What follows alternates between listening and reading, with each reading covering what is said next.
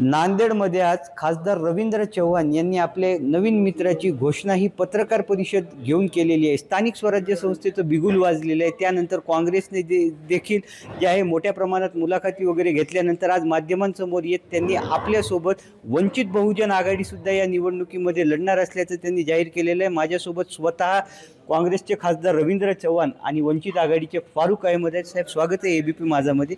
नवीन समीकरण पाहायला मिळत आहे स्थानिक स्वराज्य संस्थेच्या निवडणुकीच्या।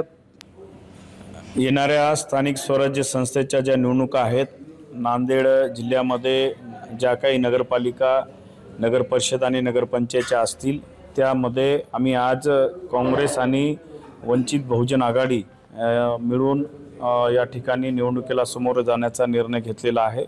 आणि यापूर्वी आमची काँग्रेस आणि महाविकास आघाडीची बैठक घेतली होती। त्यामध्ये जे आमचे काही सहकारी मित्र पक्ष असतील तेही आमच्यासोबत घेण्यासाठी आम्ही सर्वजण मिळून या ठिकाणी प्रयत्न करणार आहोत। आणि या येणाऱ्या समीकरणामध्ये निश्चितच मला विश्वास आहे की आमच्या या समीकरणामध्ये जे काही लोक असतील, वंचित असतील, बहुजन असतील आणि सेक्युलर विचारसरणीचे लोक जास्तीत जास्त या स्थानिक स्वराज्य संस्थेमध्ये प्रतिनिधित्व करावं, आमचं सर्वांचं एकमत त्यामध्ये होतं। त्यामुळे आम्ही बसून आज नांदेड जिल्ह्यामध्ये ज्या काही नगरपालिका होणार, स्थानिक स्वराज्य संस्था निवडणुका होणार आहेत, त्यामध्ये आम्ही सर्वजण मिळून या ठिकाणी सामोरे जाणार आहोत। बरं, काही फॉर्म्युला वगैरे ठरलेला आहे का जागा वाटपाचा? येणाऱ्या काळामध्ये निश्चितच महाविकास आघाडी, वंचित, समान आणि सन्मान याच्यावर आम्ही सर्वजण बसून फॉर्म्युला तयार करून आपल्या समोर येणाऱ्या 3 ते 4 दिवसामध्ये आम्ही त्या फॉर्म्युला आम्ही सांगणार।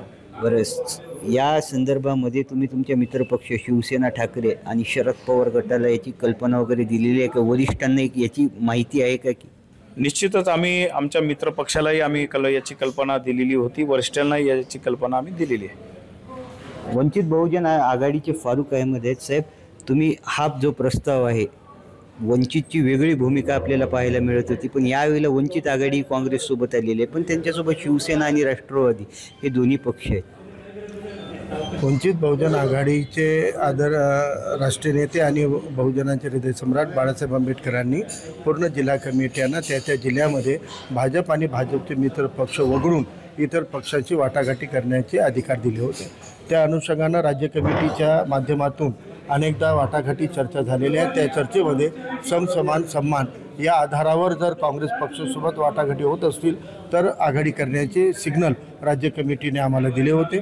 त्या अनुषंगानं वंचितांचे, बहुजनांचे कोणत्याही घटकाचा अन्याय होऊ नये, त्यांचं प्रतिनिधित्व वाढावा म्हणून ओबीसींना 2 सप्टेंबरचा GR वगळून बाकीचे जुने ओबीसी आहेत यांना ओबीसीतून अधिकार भेटला पाहिजे, हे सुद्धा आग्रहाची भूमिका वंचित बहुजन आघाडीने मांडलेली आहे आणि ती काँग्रेसने स्वीकारलेली असल्यामुळे नांदेड जिल्ह्यामधल्या 13 नगरपरिषद, नगरपालिका, नगरपंचायतीच्या या निवडणुकांमध्ये आम्ही दोघं सोबत राहणार आहोत।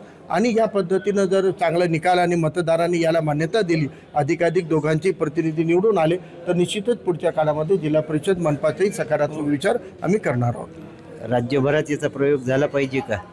100% झाला पाहिजे। आमचं असं म्हणणं आहे की या धनदांडग्यांना, म्हणजे आपण आधी म्हणत होतो की साम, दाम, दंडभेद, साम तर यांच्याकडे राहिलं नाही, म्हणून दाम आणि दंडभेद या 3 आधारावरच आपण पाहिलं की एक दाम आहे, एक दंड आहे आणि एक भेद आहे, अशी ती गाडीची ही सरकार आहे। आणि सत्तेच्या बळावर हे कोणत्याही थराला जाऊन ज्या पद्धतीनं लोकशाहीची मूल्य संपवण्याचा प्रयत्न करतात, अशामध्ये आपल्या मतदारांमध्ये फुटाफूट होऊ नये या अनुषंगानं प्रत्येक जिल्ह्यात झालं पाहिजे। आणि समान सन्मानाचा जर आधार दिला तर इतरही जिल्ह्यामध्ये आदरणीय बाळासाहेबांच्या सूचनेनुसार राज्य कमिटीनं मुभा दिलेली आहे, इतरही जिल्ह्यामध्ये असे प्रयोग होऊ शकतात। जो प्रयोग नांदेडमध्ये आज झालेला आहे, वंचित आणि काँग्रेस एकत्र आलेली आहे, हा प्रयोग राज्यभरात सुद्धा झाला पाहिजे ही प्रतिक्रिया जी आहे ती वंचित बहुजन आघाडीचे फारुक अहमद यांनी दिलेली आहे। अभिषेक एकबोटे, एबीपी माझा, नांदेड। एबीपी माझा, उघडा डोळे बघा नीट।